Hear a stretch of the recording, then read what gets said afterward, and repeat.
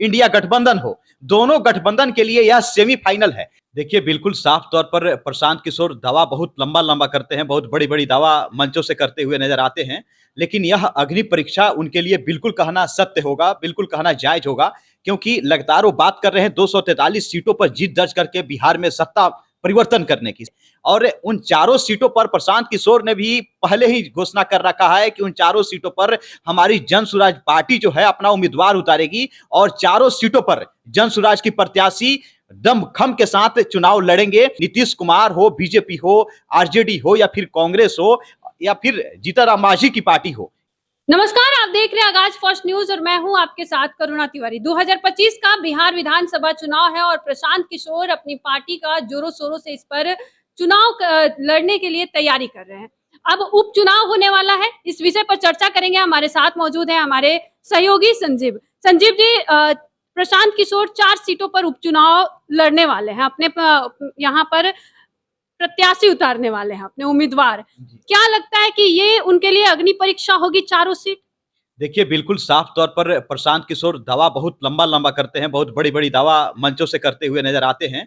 लेकिन यह अग्नि परीक्षा उनके लिए बिल्कुल कहना सत्य होगा, बिल्कुल कहना जायज़ होगा, क्योंकि लगातार वो बात कर रहे हैं 243 सीटों पर जीत दर्ज करके बिहार में सत्ता परिवर्तन करने की, सत्ता में आने की और वो सिंगल लार्जेस्ट पार्टी बिहार में बनने की बात कर रहे हैं। लेकिन उससे पहले जो 4 विधानसभा सीट पर उपचुनाव होने वाला है और जो चुनाव आयोग ने आज घोषणा भी कर दिया है कि 13 नवंबर को चुनाव चारों सीटों पर होंगे और उन चारों सीटों पर प्रशांत किशोर ने भी पहले ही घोषणा कर रखा है कि उन चारों सीटों पर हमारी जन सुराज पार्टी जो है अपना उम्मीदवार उतारेगी और चारों सीटों पर जन सुराज की प्रत्याशी दमखम के साथ चुनाव लड़ेंगे और हमारे प्रत्याशी जीत कर दिखाएंगे, हमारी जन सुराज जीत कर दिखाएगी कि हाँ, हम मतलब वो दम रखते हैं जिस दम के साथ नीतीश कुमार हो, बीजेपी हो, आरजेडी हो या फिर कांग्रेस हो या फिर जीतनराम मांझी की पार्टी हो, इन तमाम नेताओं की पार्टी के प्रत्याशियों को हम पूरे दमखम के साथ हराने का काम करने वाले हैं और हरा करके यह बिहार की जनता को दिखा देंगे कि चारों सीटों पर लोगों की रुझान जनसुराज के तरफ है। लेकिन सबसे बड़ी बात यह है करुणा कि चारों सीटों पर अगर बात कर ली जाए समीकरण की, खास करके इमामगंज सीट की, तो इमामगंज सीट पर जीतनराम मांझी काफी मजबूत है और वहां से वो विधायक थे। लेकिन फिलहाल वह जीत गए हैं, सांसद बन गए हैं गया सीट से, तो वह सीट खाली हो चुकी है। तो इमामगंज सीट पर जीतनराम मांझी काफी वहां पर मजबूत दिख रहे हैं और वहां पर एससी एसटी की संख्या भी काफी अधिक है और एनडीए गठबंधन में चिराग पासवान ऑलरेडी है ना।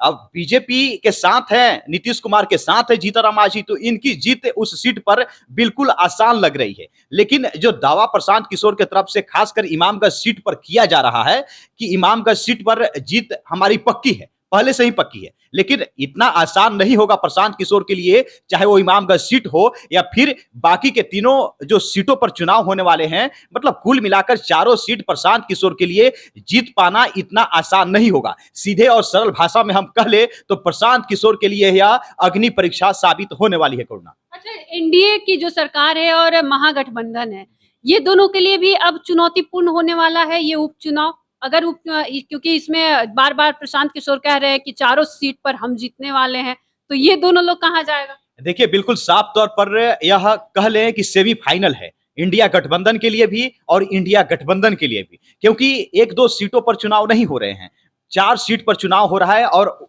इन वक्त पर चुनाव हो रहा है कि 3-4 महीने बाद कयास लगाया जा रहा है कि मार्च अप्रैल तक विधानसभा चुनाव बिहार का हो जाएगा 2025 में।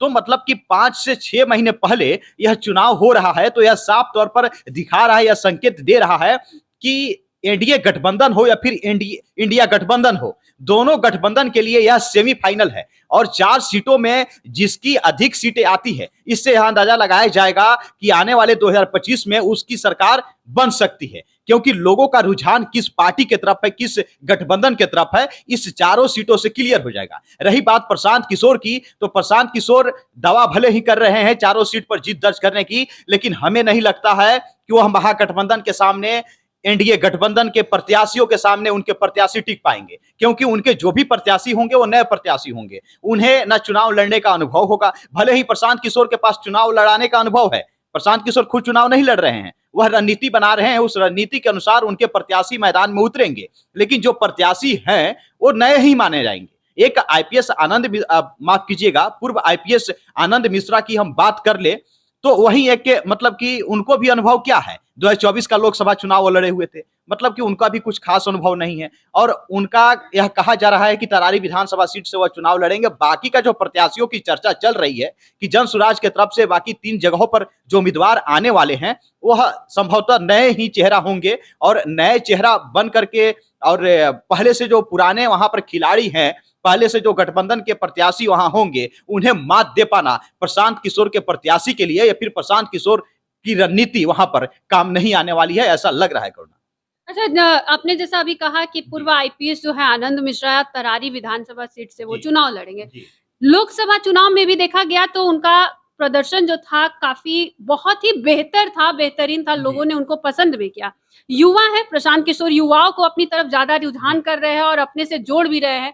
कहीं ना कहीं 2011 के जो वो बैच के हैं तो वो कह रहे हैं कि हम भाई अपनी जगह पे भी सही है और युवाओं को जोड़ लेंगे, तो लग रहा है कि तरारी विधानसभा सीट पे वो अपना पकड़ बना पाएंगे। देखिए, सबसे बड़ी बात है कि बिहार में जातिवार जनसंख्या की बात करें, संख्या की बात करें, तो विधानसभा चुनाव में जातिवाद काफी हावी हो जाती है और वो चरण सीमा दिख जाता है कि हाँ, जाति की फैक्टर क्या है वो विधानसभा चुनाव में ही देखने को मिलता है। भले ही लोकसभा चुनाव में पार्टी पर लोग वोट कर देते हैं, गठबंधन पर वोट कर देते हैं, लेकिन विधानसभा चुनाव में जातीय फैक्टर बहुत बड़ा मायने रखता है। और तरारी विधानसभा सीट की हम बात करें, जहां उपचुनाव होने वाले हैं, और प्रशांत किशोर के जन सुराज की तरफ से लगभग यह तय माना जा रहा है कि पूर्व आईपीएस आनंद मिश्रा को ही चुनावी मैदान में उतारा जाएगा, उनका सीट कंफर्म है।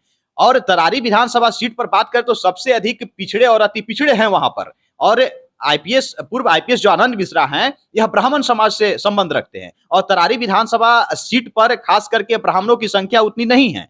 तो जो पिछड़े और अति पिछड़ों की जो संख्या अधिक है, वह संख्या हावी होगा और वह संख्या खास करके प्रशांत किशोर के साथ जाने वाली नहीं है। वह संख्या संभवतः यह कह सकते हैं कि एनडीए गठबंधन और इंडिया गठबंधन के ही बीच बट करके रह जाएगी। आईपीएस आनंद, पूर्व आईपीएस आनंद मिश्रा हो या फिर प्रशांत किशोर हो, उन तमाम वोटरों को अपने पाले में करने से असमर्थ हो जाएंगे। यह आने वाला दिनों में पता चल जाएगा। अच्छा, चारों सीटों पर अगर प्रशांत किशोर जीत जाते हैं या हार जाते हैं, क्योंकि दोनों पहलू का बात करेंगे, अगर वो हार जाते हैं तो उनके लिए 2025 का विधानसभा कितना मुश्किल है? देखिए, बहुत मुश्किल होगा, क्योंकि ये जो 4 सीटों पर उपचुनाव होने वाले हैं, ये हमने बताया ना कि सभी पार्टियों के लिए, सभी गठबंधन के लिए सेमीफाइनल है ना। इससे यह दिख जाएगा कि बिहार की जनता का और उस क्षेत्र की जनता का रुझान किस गठबंधन की तरफ है। आने वाले दिनों में लोग उसी रुझान को अपना 2025 में प्रदर्शन भी करेंगे, दिखाएंगे भी उस पार्टी के साथ जाकर के, उस गठबंधन के साथ वोटिंग करके।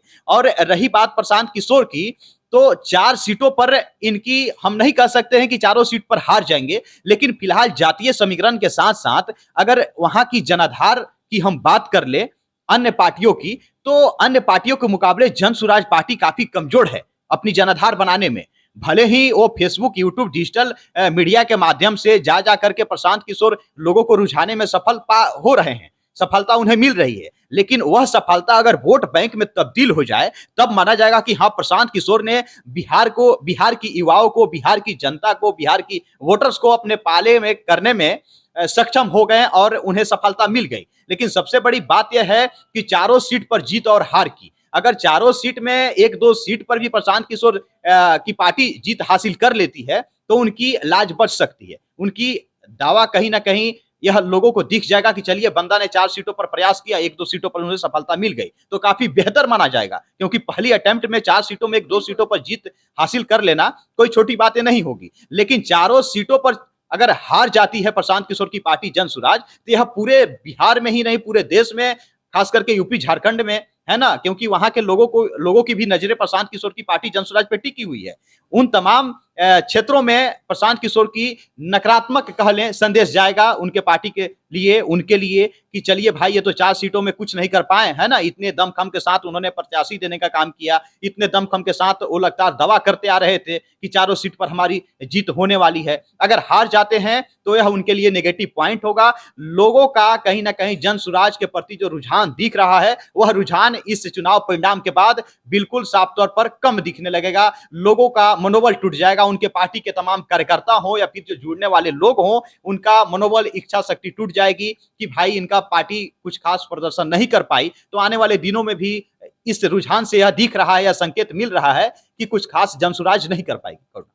देखिए 2025 का विधानसभा चुनाव है, इसे लेकर तमाम पार्टियां अपनी-अपनी तैयारियां भी कर रही है। अब रणनीतिकार है प्रशांत किशोर, अपनी भी पार्टी के लिए रणनीति बना रहे हैं। क्या रणनीति बना रहे हैं? इस बार का जो उपचुनाव होगा, इसमें भी लोगों की निगाहें जो है उस पर टिकी हुई है। आपका क्या कुछ कहना? अभी हमारे साथ साझा करें और देखते रहिए आगाज